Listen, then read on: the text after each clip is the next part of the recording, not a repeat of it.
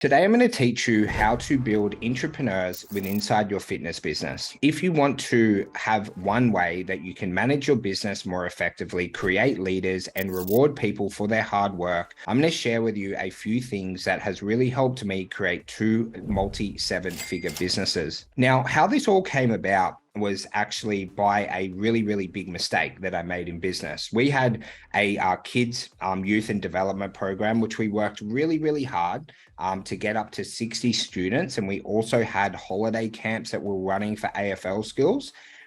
So we're making like quite considerable amounts of money. Like if you imagine 60 kids coming each day, paying $20, we only had like 2 trainers running it. And then our biggest AFL camp that we ran outside made $19,000 in 2 days. Wasn't a massive business, but it was very sizable and did make us quite a bit of profit. And then what happened over a 4 to 12 week period, we got very busy managing, 3 gyms, all the things that happen with that. And our kids and youth training and the holiday camps didn't get the love and care that they deserve because the managers and owners were the ones that were driving it.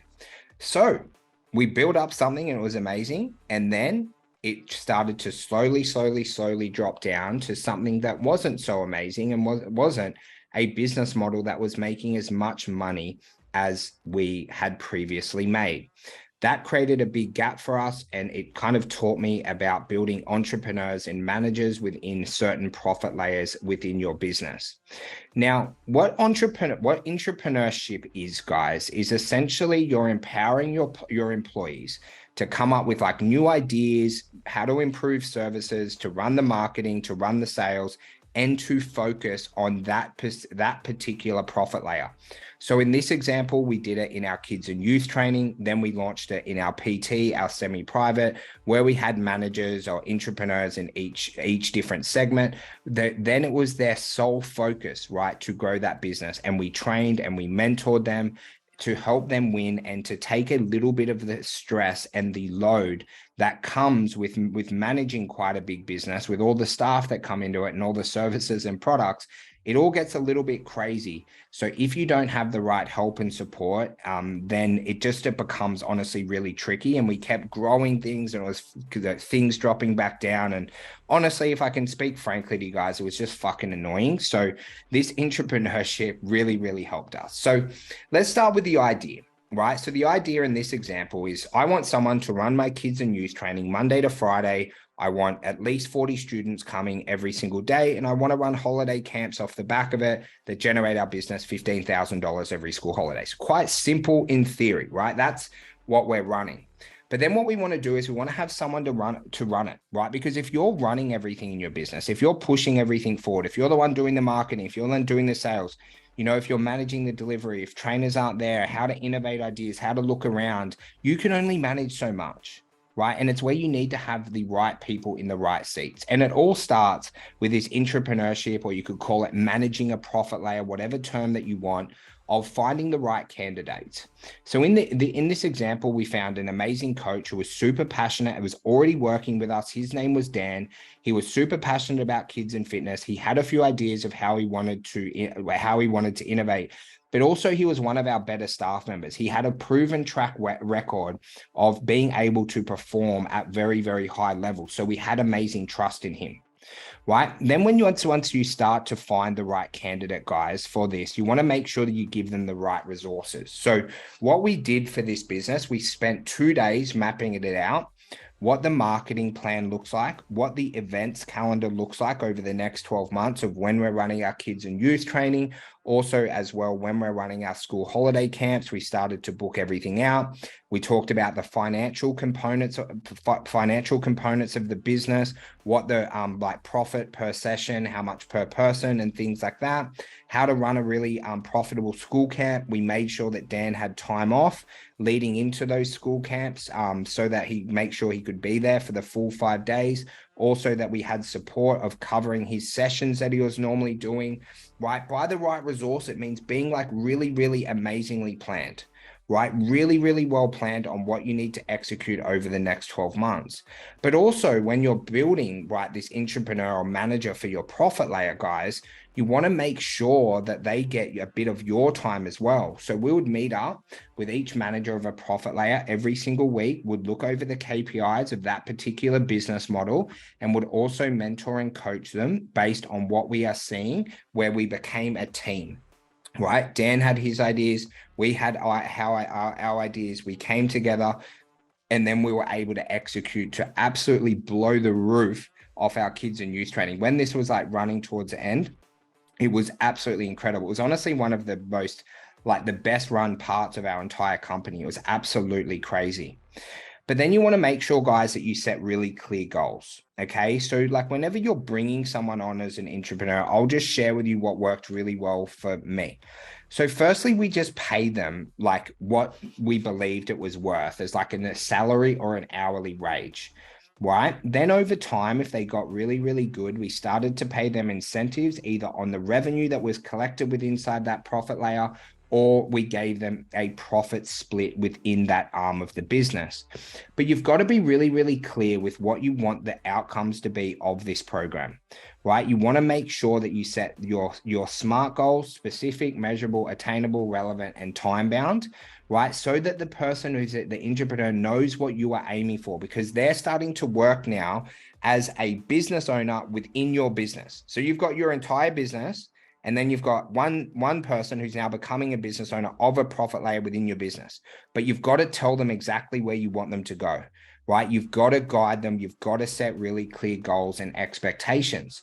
And then, guys, for the first like 3 to 4 months, like, don't give them like percentage of profits and percentage of revenue yet, because they haven't fucking earned it yet. Right? Let them earn it, right? Give them that 3 to 4 months. There's nothing worse than getting out of a bad business partnership. There's nothing worse than starting a bad business partnership. So when you're chatting to them, you're like, look, damn, man, we're going to give you like 3 or 4 months. If you blow the absolute roof off this mother, right? And we're moving forward, the marketing's going well, the sales going well, you're doing a great job.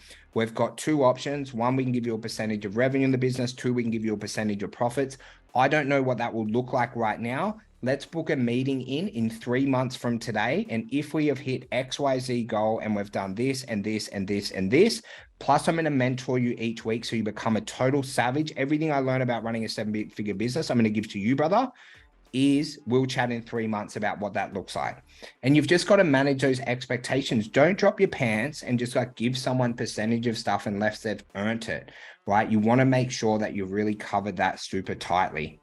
But then, guys, you want to empower them, right? So we would say, hey, Dan, this is like your business. This is like, you are running the kids and youth. You're the absolute beast of kids and youth.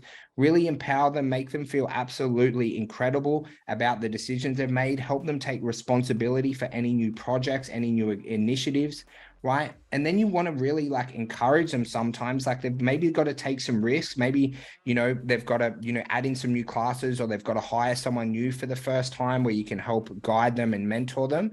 And just know, guys, that by empowering, right, your new entrepreneur or your new manager, they're going to make mistakes.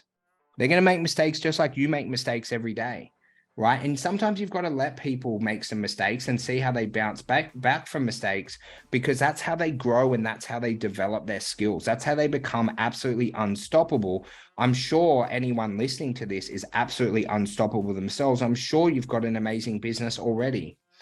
And then, guys, it's really important that you reward their success. They're going to do a lot of hard work for you. You want to make sure that you reward them, right? Make them feel absolutely amazing. Give them their incentives that we talked about. Make sure that they're paid fairly, right? Make sure that they are paid fairly for the hard work they're doing. Where if they build a profit layer for you that's maybe doing $100,000, $200,000, $500,000 a year in revenue, let's say it's making you $250K, right? Pay them, right, accordingly with that, because they're taking off so much stress. Because what kind of happened before we started to do this is some weeks our kids and youth was really good. Some weeks it was really bad, right? When we piece this all together, it only took us 30 minutes a week to run and manage, right? We're freeing up so much time, and that person is getting better and better and better and better. So just make sure that you reward them, right? Make sure that you praise them. Make sure, right, that they have a clear roadmap of how they can increase their earning power, increase their status in the company, and grow the business that they are either being an entrepreneur in within your company or that they are managing. You just want to make sure that you show appreciation for hard work. And guys, this was such an eye-opening experience for me when we did it. It made our business a lot more consistent. It also helped us run multiple profit layers at any one time really, really successfully. And the most beautiful thing about it is to see our staff really, really happy, to feel them empowered, to see them growing, to see them testing and innovating new marketing and sales and delivery techniques, and really owning something within our business was honestly one of the most enjoyable parts of running a fitness business towards the end. So look, that is one of the ways that we were able to grow a multi-seven-figure fitness business. It's still one of the ways that I grow my current business right now. It has worked so incredibly well for me. You're going to make a couple of mistakes along the way. Heck, I still make mistakes every single day, every single week. But the beautiful thing about business, guys, it's a marathon, not a sprint. So no mistake is fatal. Nothing that happens is going to be the end of the world. You can always bounce back. Your entrepreneur can always bounce back. And I know by running this in my own businesses, it helped free up more time. It helped us get more done, and it helped us create a better leadership team so that we could grow our business well beyond the seven-figure mark every single year. If you do have any questions about building entrepreneurs, building a big time seven-figure fitness business, whether it's bricks and mortar, I'd love to send you a message. Always happy to connect with you guys and share a couple of lessons that I have learned along the way.